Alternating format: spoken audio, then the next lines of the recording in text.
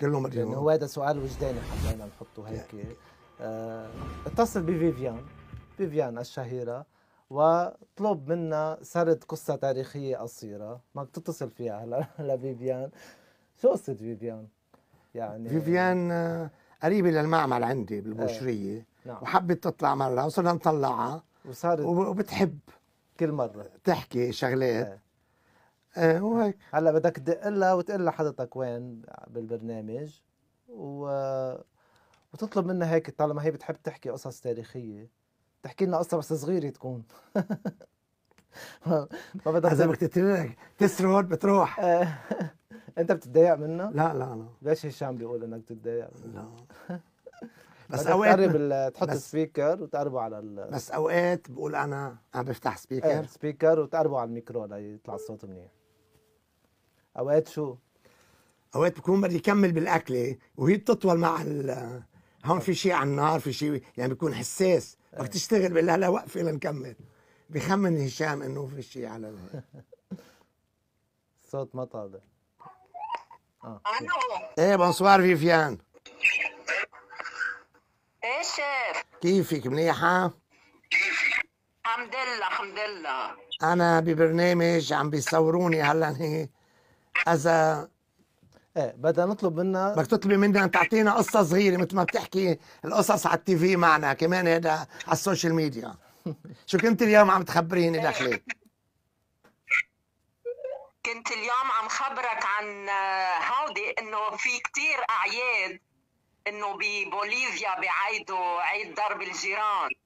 ايه قلت لك انا هيدي مش منيحه على ايدينا كلهم زيت وبكعكه البشاره. ايه وهيدي صفرة. مزبوط. شو بيعملوا بعد؟ شو بيعملوا بعدهم بعد ما يضربوا بعضهم؟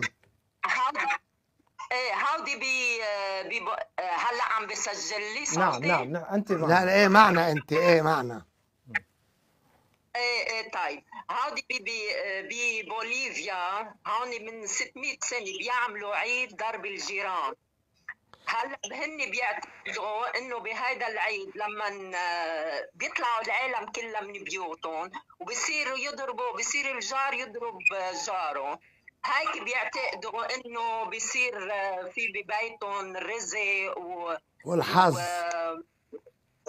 وبصير عندهم حظ إلهم ولعائلتهم وبتزيد محاصيلهم الزراعية. يعني ما إلك إلا تضرب جارك إذا بده يصير عندك حظ. يلا بنضربه هلا لجار. فينا بس نسألها منين هالثقافة التاريخية؟ دارسة تاريخ أو شيء؟ فيفيان نعم. بده يسألك قال من وين عندك الثقافة التاريخية؟ أنا من بقرا كتير. وفي عندي كمان كنت أقعد كتير مع جدي الله يرحمه، كنت أقعد معه كتير بيخبرني قصص عن التاريخ وهيك وعن لبنان. فأنا عاملة صفحة إنه هيدي صفحة جدي كان اسمه جدي سرحيل. عاملة الله يرحمه وميرسي لك يا فيفيان. كشف لك إيه من وين ربيع؟ من وين بتعرف الأخبار؟ من جدة كان يخبرها إياهم. لا شك انه كان عندها جد استثنائي اكيد. يلا بندعيك تحضر الحلقة. يلا الله يخليكم يا رب.